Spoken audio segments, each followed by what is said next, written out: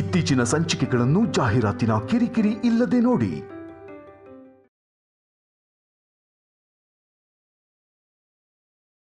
ನಾನು ನನ್ನ ಮೊಮ್ಮಗಳ ಮಗನಿಗೆ ತೊಟ್ಲು ತರಿಸಿದ್ದೀನಿ. ತವರು ಮನೆ ಪರವಾಗಿ ಕಾಣಿಕೆಯಾಗಿ ಆಚಾರದ ಪ್ರಕಾರವಾಗಿ ಕೊಡ್ತಿದ್ದೀನಿ.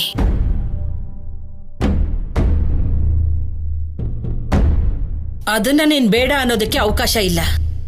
ಆ ವಿಷಯದಲ್ಲಿ ನಾವು ಹಿಂದೆ ಹೋಗಲ್ಲ. ಅಗತ್ಯ ಬಿದ್ರೆ ಪಂಚಾಯಿತಿ ಮಾಡಿಸ್ತೀನಿ. ಅವಾಗ ಅವರೇ ಹತ್ರ ಇದ್ದು ಅನುಪಮ ಕೈಯಿಂದ ಶಾಸ್ತ್ರ ಮಾಡಿಸ್ತಾರೆ.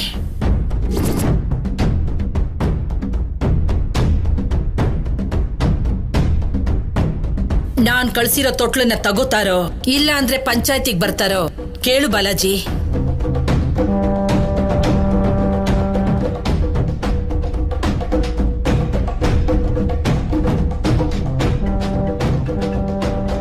ಅಮ್ಮ, ಅವರು ನಮ್ಮನೆಗೆ ಬರಬಾರ್ದು. ನನ್ನ ಮಗು ಅವರನ್ನ ಮುಟ್ಟಬಾರ್ದು. ಅದೇ ಅಲ್ವಾ ನಮಗ್ ಬೇಕಾಗಿರೋದು. ತೊಟ್ಲು ತಗೊಂಡ್ರೆ ಏನಾಯ್ತು? ಕಾಣಿಕೆ ತಗೊಂಡ್ರೆ ಅವ್ರಿಗೆ ಬರೋದು ಏನೂ ಇಲ್ಲ, ತಗೊಂಡ್ರೆ ನಮಗ್ ಹೋಗೋದು ಏನೂ ಇಲ್ಲ.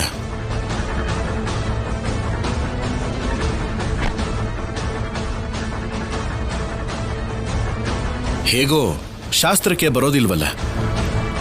ದೂರದಿಂದಾನೇ ನಮ್ಮನೇಲಿ ನಡೆಯೋ ಶಾಸ್ತ್ರ ನೋಡ್ತಾ ಬರೋಕಾಗ್ಲಿಲ್ವಲ್ಲ ಅನ್ನೋ ನೋವನ್ನ ಸಹಿಸ್ಕೊಳ್ಳಿ. ಏನಂತ್ಯಮ್ಮ? ನಿನ್ನಿಷ್ಟ ಶೌರ್ಯ.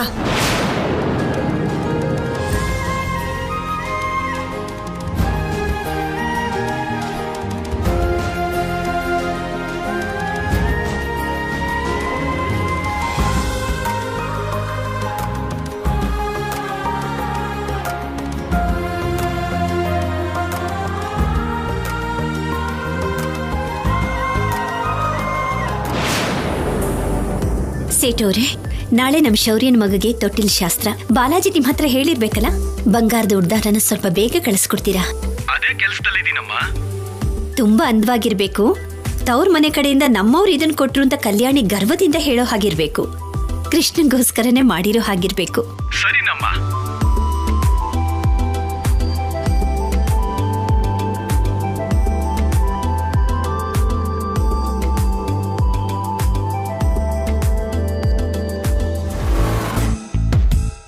ಇಷ್ಟು ಒಳ್ಳೆಯವರನ್ನ ದಮಯಂತಿ ಅತ್ತೆ ಸುಮ್ಮನೆ ತಪ್ಪು ತಿಳ್ಕೊತಿದ್ದಾರೆ.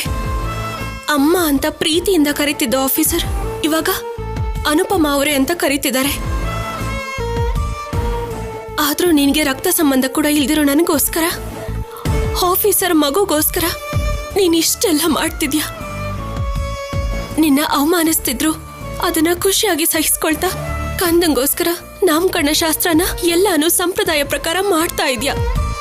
ಹೇಗಮ್ಮ ಇದೆಲ್ಲ? ನಾನು ಬರಬೇಡ ಅಂತ ಹೇಳಿದ್ಯಾರು?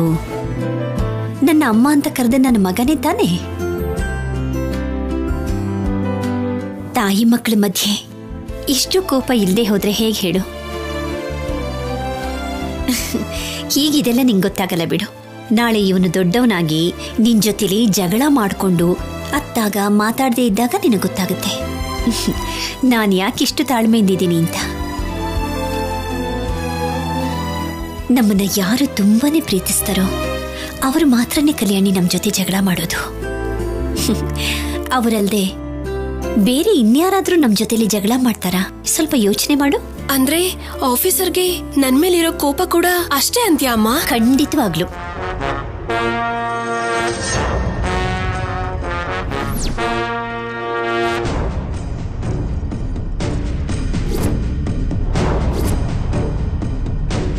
ಏನು ಇಲ್ಲೇನೋ ಗುಟ್ಟಾಗಿ ಮಾತಾಡ್ಕೋತಿದ್ದೀರಾ?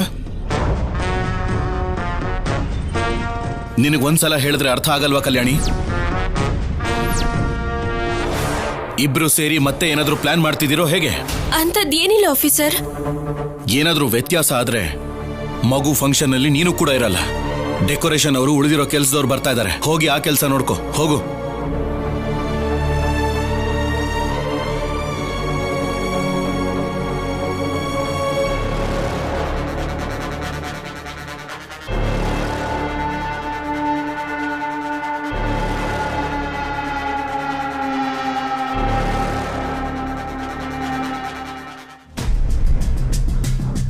ಹಬ್ಬ ಸದ್ಯ ಇವಾಗ ನನ್ನ ಮನಸ್ಸು ಪ್ರಶಾಂತವಾಗಿದೆ. ಎಲ್ರೂ ಮುಂದೆ ಕಳ್ತನ ನಾನೇ ಮಾಡಿದೀನಿ ಅಂತ ರುಜು ಮಾಡಿ ನಮ್ಮತ್ತೆ ಹತ್ರ ನನಗೆ ಹೊಡ್ಸದ್ಲು. ಅಷ್ಟಕ್ಕೂ ಸ್ವಂತ ಚಿಕ್ಕಮ್ಮ ಅನ್ನೋ ಪ್ರೀತಿ ಕೂಡ ಇಲ್ಲ. ಸರಿ ಸರಿ ನಾನೇ ಕಳ್ತನ ಮಾಡಿದೀನಿ ಅನ್ಕೋ. ಯಾರು ಇಲ್ದೇ ಇರೋವಾಗ ಬಂದು ಪಲ್ಲವಿ ಚಿಕ್ಕಮ್ಮ ನೀನ್ ಕಳ್ತನ ಮಾಡಿದ್ಯಾ ಅಂತ ನನಗೆ ಗೊತ್ತು, ಮಾಡಿರೋ ತಪ್ಪು ಒಪ್ಕೊಂಡು ತಗೊಂಡಿರೋ ದುಡ್ಡನ್ನ ಮರ್ಯಾದೆಯಿಂದ ನಮ್ಮ ಅಮ್ಮನ ರೂಮಲ್ಲಿ ಇಟ್ಬಿಡು ಅಂತ ಹೇಳಿದ್ರೆ ನಾನ್ ಚಿಟ್ಕೆಯಲ್ಲಿ ಇಟ್ಬಿಡ್ತಿದ್ದೆ ಅಲ್ವಾ? ಅವ್ರಮ್ಮ ಕಲ್ಯಾಣಿಯವರೇ ಒಳ್ಳೆಯವರು, ಉಳಿದವರೆಲ್ಲರೂ ಕೆಟ್ಟವರು ಅಂತ ಪ್ರೂವ್ ಮಾಡೋದಕ್ಕೆ ಹೀಗೆ ಮಾಡ್ತಿದ್ದಾರೆ. ಈ ಕಲ್ಯಾಣಿಯಿಂದಾನೇ ನನ್ನ ತಮ್ಮ ನನಗ್ ದೂರ ಆಗಿದ್ದು. ನಾನು ಎಲ್ರಿಗೂ ಸುಲಭ ಆಗ್ಬಿಟ್ಟೆ. ಮೊದ್ಲು ಬಂದಿರೋ ಕಿವಿಗಿಂತ ಹಿಂದೆ ಬಂದಿರೋ ಕೊಂಬಿಗೆ ಬೆಲೆ ಅಂತ ಅನುಪಮ ಅಮ್ಮ ಅತ್ತೆ ನನ್ ಮಗಳು ನನ್ ಮೊಮ್ಮಗಳು ಅಂತ ತಲೆ ಮೇಲೆ ಇಟ್ಕೊಂಡಿದ್ದಾರೆ. ಶಾಸ್ತ್ರಕ್ ಬರ್ಬೇಡಿ ಅಂತ ಹೇಳಿ ದಮಯಂತಿ ಅದಕ್ಕೆ ಒಳ್ಳೆ ಕೆಲಸ ಮಾಡಿದ್ರು. ಪಲ್ಲವಿ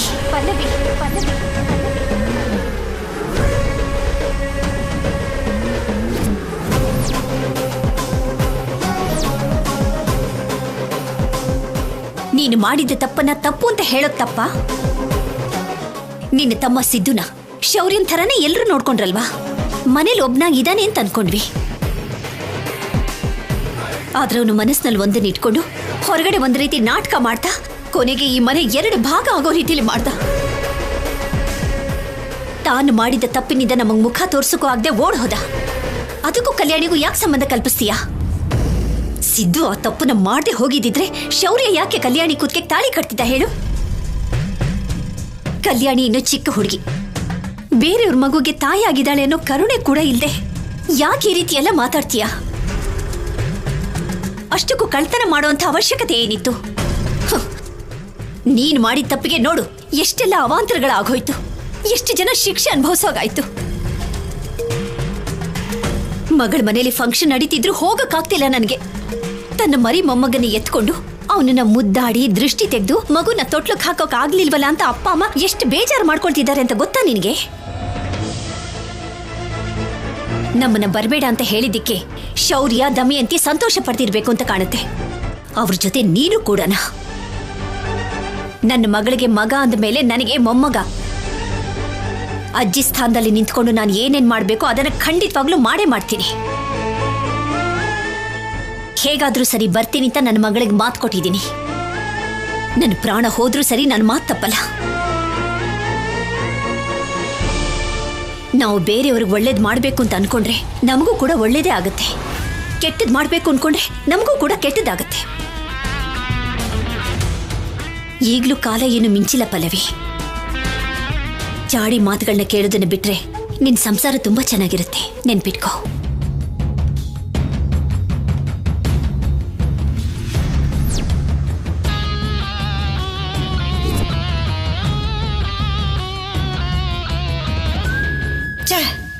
ನಾನು ಕಾಗೆನ ಗೂಬೆ, ಗೂಬೆನ ಕಾಗೆ ಅಂತ ಏನೆಲ್ಲ ಮಾಡ್ದೆ. ಅಷ್ಟೆಲ್ಲ ಮಾಡಿ ನಾಮಕರಣಕ್ಕೆ ಅವರು ಬರ್ಲೇಬಾರ್ದು ಅಂತ ಶೌರ್ಯನ್ ಕೈಲಿ ಹೇಳ್ಸಿದ್ರು. ಕೊನೆಗೆ ತೊಟ್ಲನ್ನ ತರಿಸಿ ಶೌರ್ಯನ್ ಬಾಯಿನಲ್ಲೇ ತಗೊಳಮ್ಮ ಅಂತ ಹೇಳೋ ಹಾಗೆ ಮಾಡ್ಬಿಟ್ರು. ಅವರು ನಾಮಕರಣಕ್ ಬರ್ದೇ ಇದ್ರು ತೊಟ್ಲನ್ನ ಕೊಟ್ಟು ಗೆದ್ದು ಬಿಟ್ಟಿದ್ದಾರೆ. ಇಷ್ಟಾದ್ಮೇಲೂ ಸುಮ್ನೆ ಇರ್ತಾರಾ? ಬಂಗಾರ ಕೊಡ್ತೀವಿ ಅದು ಇದು ಅಂತ ಏನೇನೋ ಹೇಳ್ತಾನೆ ಇರ್ತಾರೆ. ಒಂದ್ ವೇಳೆ ನಾಳೆ ಇದನ್ನೇ ಮುಂದೆ ಇಟ್ಕೊಂಡು ಊರಲ್ಲಿರೋ ದೊಡ್ಡೋರ್ನೆಲ್ಲ ಕರ್ಕೊಂಡ್ ಬಂದು ನಮ್ಮಮ್ಮ ಅನುಪಮ್ಮನ ಕೈಯಲ್ಲಿ ನಾಮಕರಣನೇ ಮಾಡಿಸ್ಬಿಡ್ಬೋದಲ್ವಾ? ಅತ್ತೆ ಬರಲ್ಲ ಅಂದ್ರೆ ಬರಲ್ಲ ದಮಯಂತಿ. ಸುಮ್ನೆ ಭಯ ಪಡ್ಬೇಡ. ಮಾತ್ಗೋಸ್ಕರ ಪ್ರಾಣನಾದ್ರೂ ಕೊಡ್ತಾಳೆ ಹೊರತು ಮಾತಂತೂ ಖಂಡಿತವಾಗಿ ತಪ್ಪಲ್ಲ. ಒಂದ್ ವೇಳೆ ನೀನ್ ಅನ್ಕೊಂಡ್ ಹಾಗೇನೆ ಅನುಪಮ ಕೈಯಲ್ಲಿ ಶಾಸ್ತ್ರನ ಮಾಡ್ಬೇಕು ಅನ್ಕೊಂಡ್ರೆ ಅತ್ತೆನ ಯಾರು ತಡೆಯೋಕ್ಕಾಗತ್ತೆ? ಇದು ಅವ್ರ ಮನೆನೂ ಅಲ್ಲ, ಇಲ್ಲಿರೋರು ಅವ್ರ ಕಡೆಯವರು ಅಲ್ಲ ಇಷ್ಟ ಬಂದ ಹಾಗೆ ನಡ್ಕೊಳ್ಳೋದಿಕ್ಕೆ. ಇದು ದಮಯಂತಿ ಸಾಮ್ರಾಜ್ಯ. ಊರಲ್ಲಿರೋರ್ನೆಲ್ರೂ ಕರ್ಕೊಂಡ್ ಬಂದ್ರು ಪ್ರತಿಯೊಬ್ಬರಿಗೂ ಉತ್ತರ ಕೊಡ್ತೀನಿ ನಾನು. ಹೊಸ್ಲು ದಾಟಿ ಯಾರನ್ನೂ ಒಳಗಡೆ ಬರಕ್ ಬಿಡಲ್ಲ. ಹೌದು ಹೌದು, ನಿನ್ ಬಾಯಿ ದೊಡ್ಡದಲ್ವಾ? ಅದು ಅಲ್ದೆ ನಿನ್ ಬಾಯಿಗೆ ಸಿಕ್ಕಾಕೊಂಡು ಸುಮ್ನೆ ಯಾಕೆ ತೊಂದರೆಗೆ ಸಿಕ್ಕಾಕೋಬೇಕು ಹೇಳು? ನೀವ್ ಏನ್ ಬೇಕಾದ್ರೂ ಅನ್ಕೊಳ್ಳಿ, ನಾನ್ ಬದ್ಲಾಗಲ್ಲ ಅಂತೀಯ ಅಷ್ಟೇ ತಾನೆ? ಊರಿಗೆ ದೊಡ್ಡವರಾದ ಶಿವಪಾರ್ವತಿಯರ ಒಬ್ಳೆ ಮಗಳು, ಜಾಸ್ತಿ ಓದಿಲ್ಲ ಕಣೋ ಅಂತಂದ್ರು. ಹೋಗ್ಲಿ ಬಿಡಿ ಅಪ್ಪ, ಶಿವಪಾರ್ವತಿಯರ ಒಳ್ಳೆತನ ಗುಣ ಆದ್ರೂ ಬಂದಿರತ್ತಲ್ಲ ಅನ್ಕೊಂಡು ನಾನು ಆ ಹುಡುಗಿನೇ ಮದುವೆ ಮಾಡ್ಕೋತೀನಿ ಅಂತ ನಮ್ಮ ಅಪ್ಪನ ಹತ್ರ ಹೇಳ್ದೆ. ನಿನ್ ಮದುವೆ ಮಾಡ್ಕೊಂಡೆ. ನೀನ್ ಇಂಥವಳು ಅಂತ ಗೊತ್ತಿದ್ರೆ ನಿನ್ ಮನೆ ಕಡೆ ಕಣ್ಣಿತ್ ಕೂಡ ನೋಡ್ತಾ ಇರ್ಲಿಲ್ಲ, ನಿನ್ ಮದುವೆನೂ ಮಾಡ್ಕೋತಾ ಇರ್ಲಿಲ್ಲ. ನಿಮಗೆ ನನ್ನ ಒಳ್ಳೆತನ ದೊಡ್ಡತನದ ಬಗ್ಗೆ ಇವಾಗಲ್ಲ ರೀ, ಮುಂದೆ ಒಂದಿನ ಗೊತ್ತಾಗತ್ತೆ. ನೀವಿಷ್ಟು ಮೆತ್ತಗಿರೋದಕ್ಕೆ ನಾನು ಗಟ್ಟಿ ಆಗ್ಬೇಕಾಗಿ ಬಂದಿದೆ. ಆದ್ರೂ ನಿಮ್ಗೇನೇ ಹೇಳಿದ್ರು ವೇಸ್ಟು. ಆ ಮಾತು ಅನ್ಬೇಕಾಗಿರೋದು ನಾನು, ನೀನಲ್ಲ.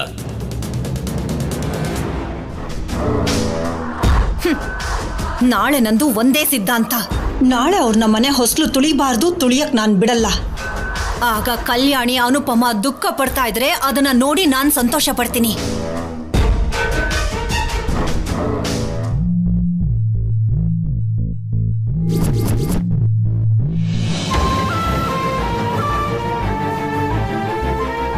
ಕಂದ, ನಿನ್ನ ನಾಮಕರಣನ ಅನುಪಮಮ್ಮ ಕೈಯಲ್ಲೇ ಮಾಡಿಸ್ಬೇಕು ಅಂತ ಅನ್ಕೊಂಡಿದ್ದೆ ನಾನು.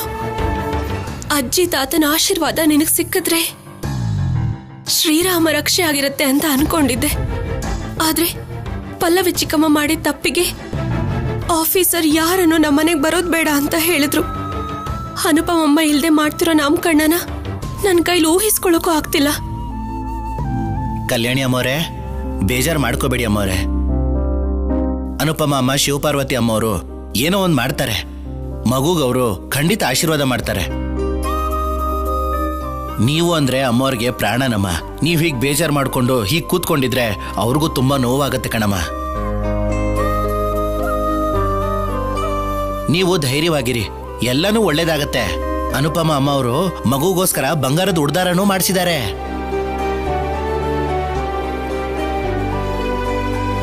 ಮಾಡ್ಸಿದಾರಾ? ಹೌದು ಅಮ್ಮವ್ರೆ, ಮಾಡಿಸಿದ್ದಾರೆ. ಹಾಗಾದ್ರೆ ಅಮ್ಮ ಖಂಡಿತವಾಗ್ಲೂ ಬರ್ತಾಳೆ. ನೀವು ಹೇಳ್ತಿರೋದು ಕೇಳ್ತಿದ್ರೆ ನನಗ್ ತುಂಬಾ ಸಂತೋಷ ಆಗ್ತಿದೆ. ಇನ್ನು ಅಮ್ಮ ಏನಾದ್ರೂ ನಾಮಕರಣಕ್ ಬಂದ್ರೆ ನನ್ನಷ್ಟು ಸಂತೋಷ ಪಡೋರು ಇನ್ಯಾರೂ ಇರೋದಿಲ್ಲ. ಕಂದ, ಕೇಳಿಸ್ಕೊಂಡ? ನಿಮ್ಮ ಅಜ್ಜಿ ನಿನಗೋಸ್ಕರ ಬಂಗಾರದ ಉಡ್ದಾರ ಮಾಡ್ಸಿದಾರಂತೆ. ನಡಿ, ನಾವು ಹೋಗಿ ಖುಷಿಯಾಗಿ ನಿದ್ದೆ ಮಾಡೋಣ. ಥ್ಯಾಂಕ್ಸ್ ಬಾಲಾಜಿ, ನನ್ ಚಿಂತೆನ ದೂರ ಮಾಡ್ದೆ.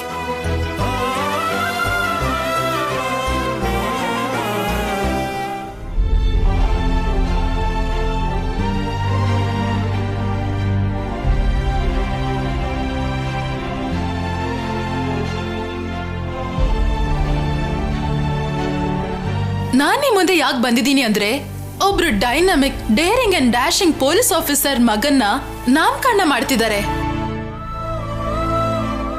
ಅವ್ರ ಮಗುಗೆ ಜೀ ಕನ್ನಡದ ಕಡೆಯಿಂದ ಶುಭಾಶಯನ ತಿಳಿಸ್ತಾ ಇದೀವಿ. ಕಂದ, ನೀನ್ ನನ್ ಯಾವತ್ತು ಎತ್ಕೋತೀನೋ, ನಿನ್ ಜೊತೆ ಯಾವಾಗ ಆಡ್ತೀನೋ, ನನ್ಗಂತೂ ನಿನ್ನ ನೋಡ್ತೀನಿ ಅನ್ನೋ ನಂಬಿಕೆ ದಿನ ದಿನ ಹೊರಟು ಹೋಗ್ತಿದೆ.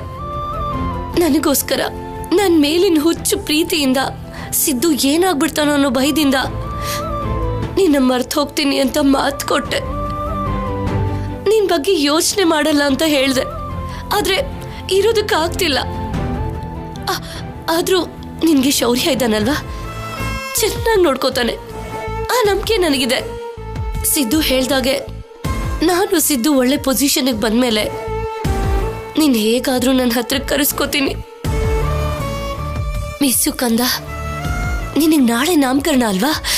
ನಿಮ್ಮಪ್ಪ ನಿನಗೇನು ಹೆಸರಿಡ್ತಾರೋ, ಹೇಗಾದ್ರೂ ನಿನಗೆ ಯಾವ ಹೆಸರಿಡ್ತಾರೆ ಅಂತ ತಿಳ್ಕೋಬೇಕು.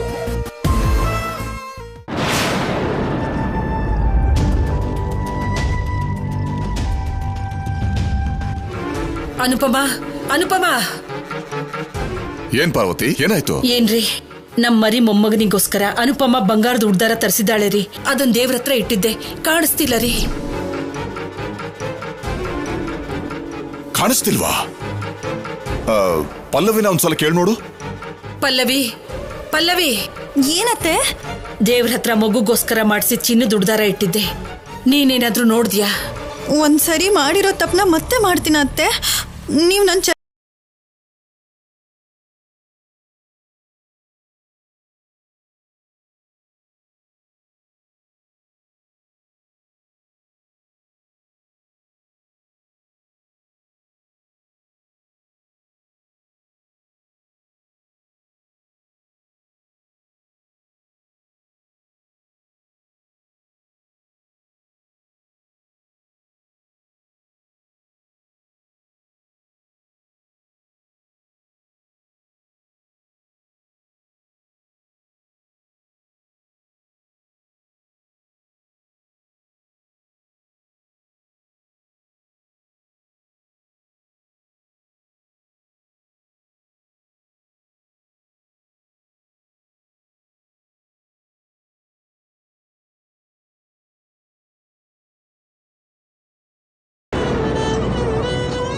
ಹೇಗಾದ್ರೂ ಮಾಡಿ ಈ ಉಡ್ದಾರನ ಮಗು ಕಟ್ಟಿ ಆಶೀರ್ವಾದ ಮಾಡಿ ಬರಬೇಕು. ನಾವೆಲ್ಲರೂ ಬರ್ತೀವಿ ಅಂತ ಕಲ್ಯಾಣಿ ಎಷ್ಟು ಕನಸುಗಳನ್ನ ಕಂಡ್ಕೊಂಡಿರ್ತಾಳೆ. ಕೊನೆ ಪಕ್ಷ ನಾನಾದ್ರೂ ಹೋದ್ರೆ ಅವಳಿಗೆ ಸಂತೋಷ ಆಗತ್ತೆ.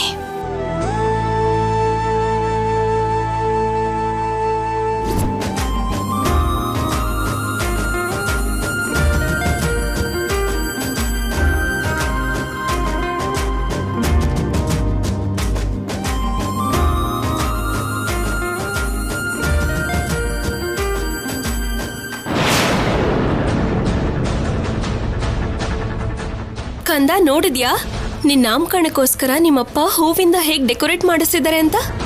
ಚೆನ್ನಾಗಿದೆ ಅಲ್ವಾ? ಇವಳೇನು ಬೇಜಾರಲ್ಲಿರ್ತಾಳೆ ಅಂದ್ರೆ ಸಂತೋಷವಾಗೇ ಇದ್ದಾಳಲ್ಲ.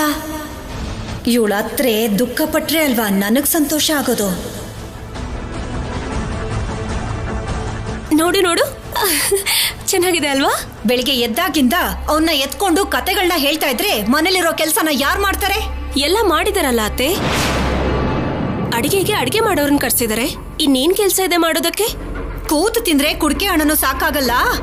ಕೂಲಿ ಮಾಡೋನ್ನ ಕಟ್ಕೊಂಡ್ರೆ ಕೊನೆವರೆಗೂ ದುಃಖನೇ ಅನ್ನೋ ಹಾಗೆ ನನ್ನ ಕರ್ಮ ನೀನ್ ನಮ್ಮನೆಗ್ ಸೊಸೆ ಆಗಿ ಬಂದಿದ್ಯಾ. ದಮಯಂತಿ, ಇವಾಗ ಏನಾಯ್ತು ಅಂತ ಬೆಳಬೆಳಗಿನ ಕಲ್ಯಾಣಿಗೆ ಇಷ್ಟೊಂದು ಬೈತಾ ಇದ್ಯಾ? ಅಯ್ಯೋ, ಕೆಲ್ಸ ಎಲ್ಲ ನೋಡ್ಕೊ ಅಂತ ಹೇಳೋದು ಕೂಡ ತಪ್ಪೇನಾ? ಮನೆಗ್ ಬರೋ ಅತಿಥಿಗಳು ಮನೆ ಕೆಲಸದಲ್ಲಿ ಅದು ಇದು ಹೆಚ್ಚು ಕಮ್ಮಿ ಆಗಿದೆ ಅಂತ ಹೇಳ್ತಿದ್ರೆ ನಮಗ್ ತಾನೇ ಕೆಟ್ಟ ಹೆಸರು ಅಂತ ಹೇಳ್ದೆ. ಇವ್ರ ಮಾತಿನ ಕಡೆ ಗಮನ ಕೊಡ್ಬೇಡ. ಹೋಗಿ ಮಗುನ ಮಲಗಿಸಿ ಅಡ್ಗೆ ಅವರು ಏನ್ ಅಡ್ಗೆ ಮಾಡ್ತಾ ಇದಾರೆ ಅಂತ ನೋಡು. ರುಚಿ ನೋಡಿ ಹೇಗ್ ಮಾಡ್ಬೇಕು ಅಂತಾನು ಹೇಳು. ಕಲ್ಯಾಣಿಗೆ ಸರಿಯಾಗಿ ಅಡುಗೆ ಮಾಡಕ್ ಬರಲ್ಲ ಅಂತ ಗೊತ್ತು ತಾನೆ. ಅಡುಗೆಯವರು ಇದ್ರು ಯಾಕೆ ತೊಂದರೆ ಕೊಡ್ತಾ ಇದೀಯಾ? ಮನೆ ಸೊಸೆನ ಅಳಿಸೋದು ಒಳ್ಳೇದಲ್ಲ ದಮಯಂತಿ. ನನ್ನ ಸೊಸೆ ಆಗಿ ಕಲ್ಯಾಣಿ ಈ ಮನೆಗ್ ಬಂದಾಗ್ಲೇ ಕೆಲಸದೋಳು ಅಂತ ಅನ್ಕೊಂಡಿದೀನಿ. ನೀನ್ ಬದ್ಲಾಗಲ್ವಾ? ಈ ಜನ್ಮದಲ್ಲಾಗಲ್ವಾ? ಯಾಕೆ ದಿನ ದಿನಕ್ಕೆ ಕಲ್ಯಾಣಿ ಮೇಲೆ ಕೋಪ ದ್ವೇಷನ ಜಾಸ್ತಿ ಮಾಡ್ಕೋತಾ ಇದೀಯಾ? ಬೆಕ್ಕಗೂ ಇಲಿಗೂ ಯಾಕೆ ವೈರತ್ವ ಅಂತಂದ್ರೆ ಏನ್ ಹೇಳಕ್ಕಾಗತ್ತೆ? ಜಾತಿ ಲಕ್ಷಣ ಅಷ್ಟೇ. ನಿಮ್ಗೆ ನಮ್ಮ ಮಾವನ್ ಜೊತೆ ಅತ್ತೆ ಮಾವ ಕೂಡ ಒಳ್ಳೆಯವರೇ ಸಿಕ್ಕಿದ್ದಾರೆ ಅತ್ತೆ. ಅದ್ರ ಜೊತೆ ಅತ್ತೆ ಮನೇಲಿರ್ದೇನೆ ನಮ್ಮ ಮಾವ ಮನೆ ಅಳಿಯಾಗಿ ಬಂದಿದ್ದಕ್ಕೆ ಬದುಕ್ಬಿಟ್ಟೆ. ಇಲ್ಲ ಅಂದಿದ್ರೆ ನಿನ್ನ ನಮ್ಮಜ್ಜಿ ಯಾವತ್ತೋ ಮನೆಯಿಂದ ಓಡಿಸ್ಬಿಡ್ತಾ ಇದ್ರು. ಏನೇ ಮಾತಾಡ್ಬೇಡ್ರಿ ಅವ್ವ.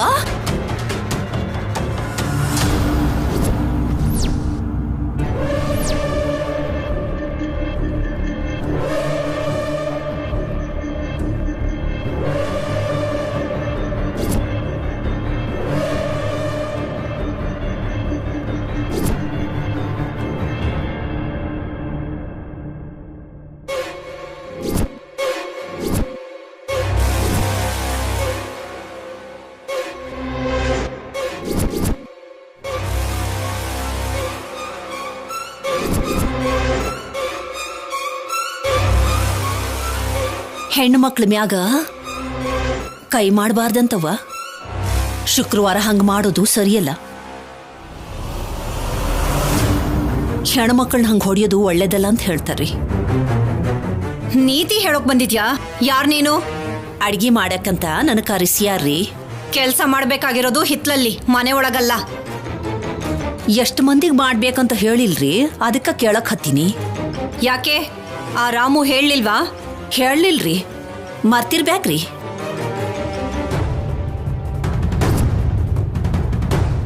ನೀನೇನು ಕಳ್ಳಿ ತರ ಮುಖ ಮುಚ್ಕೊಂಡಿದ್ಯಾ? ತೆಗಿ ಆ ಮುಸ್ಕನ್ನ, ಮುಖ ನೋಡ್ಬೇಕು.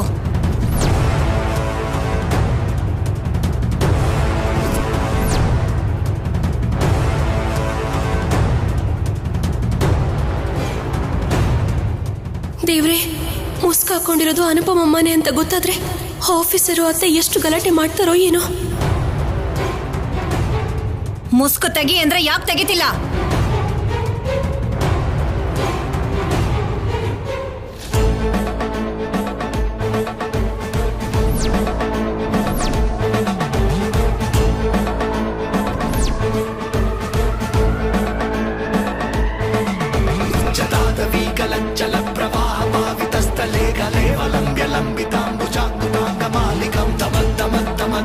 निनादवादमर्वयं चकार चण्डताण्डवं तनोतु न शिव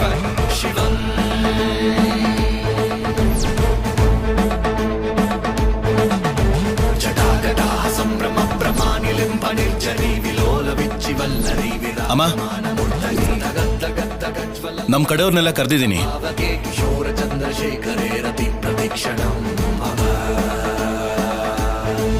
ನಮ್ಮವ್ರೆಲ್ರು ಅಂದ್ರೆ ಯಾರು? ಗೋಡೆಯಿಂದ ಆ ಕಡೆ ಇರೋರೇನಾ? ಗೋಡೆಯಿಂದ ಆ ಕಡೆ ಇರೋರಲ್ಲ, ನಮಗೆ ಒಳ್ಳೇದನ್ನ ಬಯಸೋರು, ಫ್ರೆಂಡ್ಸ್, ಶ್ರೇಯೋಭಿಲಾಷಿಗಳು ಅಂತ ಅರ್ಥ. ನಿಮ್ಗೆ ಯಾರು ಒಳ್ಳೆಯವರು ಯಾರು ಕೆಟ್ಟವರು ಅನ್ನೋ ವ್ಯತ್ಯಾಸ ಗೊತ್ತಾಗಲ್ಲ ಅಲ್ವಾ ಆಫೀಸರ್? ಗೊತ್ತಿರೋದಕ್ಕೆ ಮನೆ ಮಧ್ಯೆ ಗೋಡೆ, ಮನುಷ್ಯರ ಮಧ್ಯೆ ದೂರ ಇಟ್ಟಿದ್ದೀನಿ.